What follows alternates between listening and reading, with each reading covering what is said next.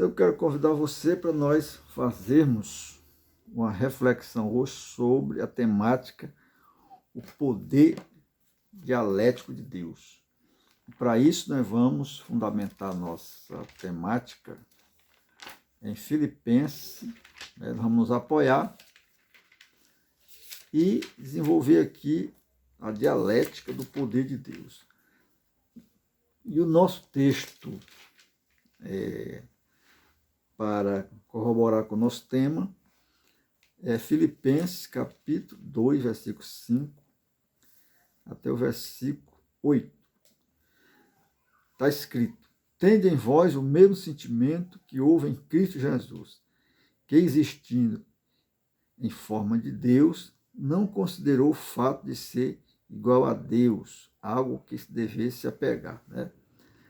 Repetindo, que existindo na forma de Deus, não considerou o fato de ser igual a Deus, algo que devesse apegar.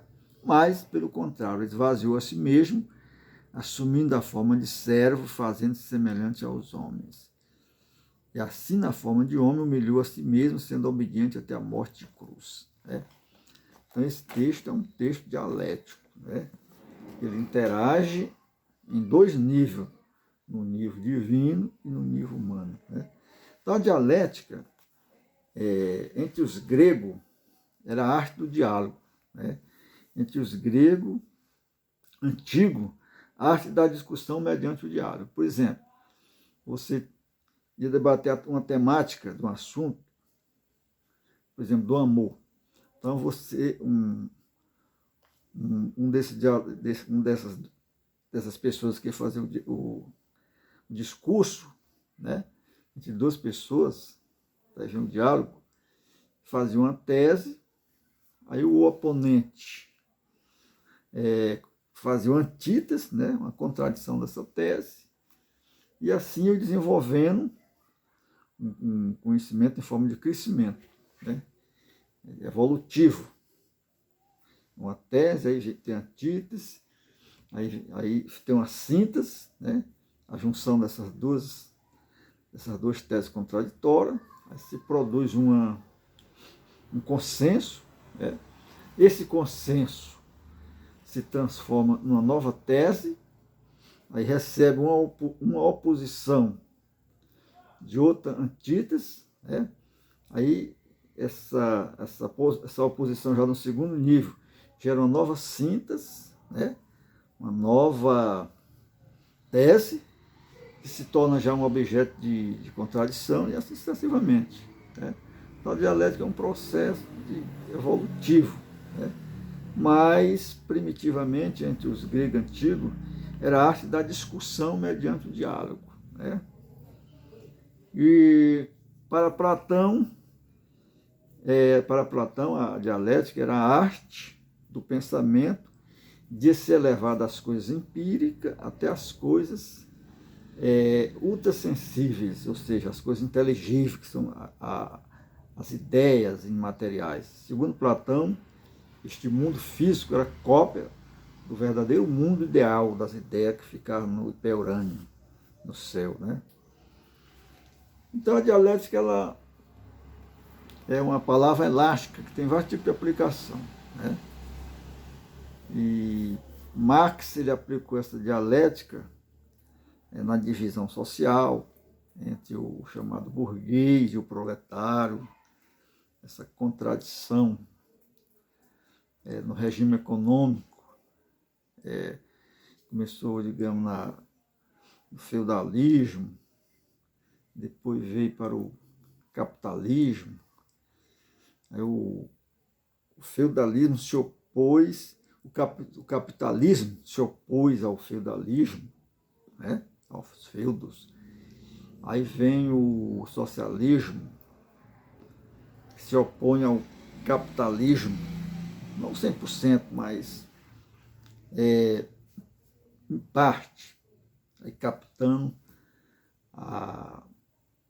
descobrindo no socialismo a dignidade humana, a inclusão social, etc. Né? Então Marx explorou isso, que ele herdou essa dialética de Hegel, né? Hegel foi o maior filósofo alemão do idealismo, né? Hegel foi o coroamento do idealismo alemão, né? O idealismo é a tese, tudo é pensamento, tudo é pensamento, né? A matéria é pensamento condensado, né? Então, para Hegel, que é o coroamento do idealismo, tudo é pensamento, e a matéria seria pensamento condensado, congelado, né? Então, Hegel desenvolveu a tese da ideia pura, né, da imaterialidade. Essa materialidade se alienou, ou seja, se tornou na natureza, a ideia agora se achou na natureza, e aí nesse processo da natureza, a partir do espírito do homem, que é o sujeito da reflexão, o sujeito do pensamento, ela atingiu novamente a reconciliação, né? Quer dizer, voltou para uma espécie de materialidade, né? Então, Marx se aproveitou dessa tese aí da dialética hegeliana para fundar a parte do seu sistema econômico. Para ele, o motor seria a economia que era o gerador das ideias, etc. Bem, mas isso não tem nada a ver com o nosso tema, não. O que eu quero falar aqui hoje é sobre dialética do poder de Deus, né? Então, nós lemos aqui em Filipenses, capítulo 2, versículo 5 a 8, que Paulo ele abordou a cristologia, né? O estudo da pessoa de Cristo.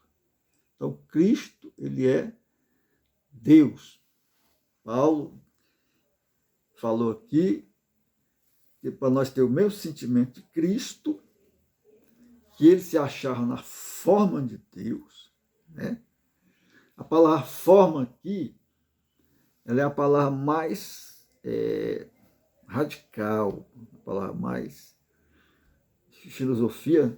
A forma é que determina a coisa, né? Por exemplo, um objeto, ele se apresenta na sua forma. É isso que Paulo está dizendo, né? Então, Cristo, ele era Deus. A palavra forma significa a palavra é mais forte do que a essência. Por exemplo, esse livro, ele é livro porque ele está na forma de livro, né? Está na forma de livro e não em forma de caneta. Então, o que define esse livro aqui é a sua forma de livro, né? Diferente dessa forma de caneta. Então, a forma é que determina o ser, determina o ente. Isto é, a forma é aquilo que faz com que o ente seja aquilo que é. Então, é isso que Paulo está dizendo. Então, Paulo está dizendo aqui que Cristo, ele está na sua forma de Deus, né? Ora, Deus, ele não pode deixar de ser Deus. A essência de Deus, ela é eterna, imutável, né? Mas o Senhor, ele, podemos aqui, ele se achou agora na condição humana, né? Se achou na condição humana, esvaziou-se, não deixou de ser Deus, né? Mas agora ele está agindo, achou-se na condição de homem, de servo, de obediente, até ao ponto de sofrer a morte mais radical, a morte mais cruel. Então, isso é a dialética do poder de Deus, né? Então, o que eu quero dizer aqui, que o poder de Deus não é só aquele poder de criar o universo, trazer os entes do nada, trazer toda a realidade pela sua palavra, pelo Fiat divino, faça-se. Isso é poder inegável. Mas o poder de Deus não é só esse também. O poder de Deus está no seu poder de autonegação, no seu poder de autoesvaziamento, Foi isso que Deus fez em Cristo. Então, Cristo é Deus em condições humanas, de autoesvaziamento, de renúncia. Podemos dizer que ele vivia na forma de Deus, existia na forma de Deus, mas ele agora esvaziou-se, né? Ele não deixou esses atributos, seus poderes, não pode, Deus, a licença de Deus não pode deixar de ter, mas ele agora está agindo como um homem, como uma criancinha que nasceu num berço, que foi amamentado, que enfrentou as contradições da natureza caída. Ele criou a natureza perfeita, mas a natureza caiu, se alienou, se tornou outra, né? Se tornou outra. E ele agora submeteu a esse estado de contradição, tornando-se homem, assumindo a morte. A condição humana, isso desceu o nível mais radical, que foi a morte na cruz. Então isso é poder de Deus. Paulo escrevendo lá em 2 Coríntios, capítulo 12, versículo 1 a 10, ele fala também desse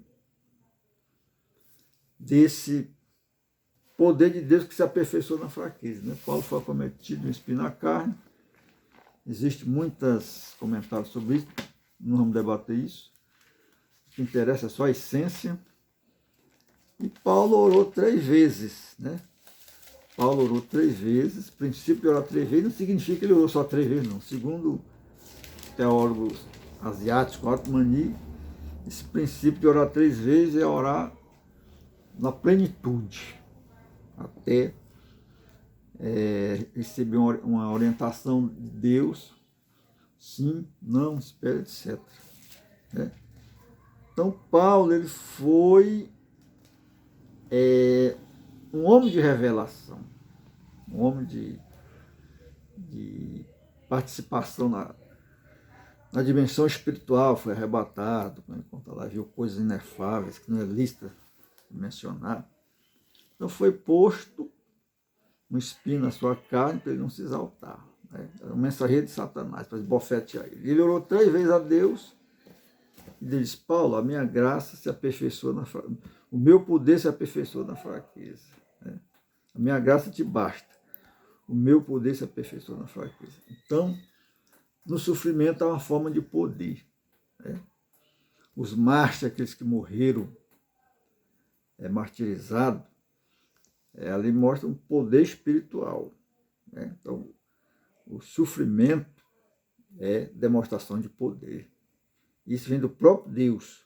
Então, a dialética do poder de Deus, que o poder de Deus ele não é só a onipotência de trazer os entes à existência, sem uso de material pré-existente, mas é também o poder de sofrer, o poder de negar a si mesmo, o poder de nos justificar na cruz. Cristo, ó Jesus, salva, porque Jesus é Deus em condições humanas. Né? E seu sacrifício é a nossa justificação. Que Deus nos abençoe. Amém.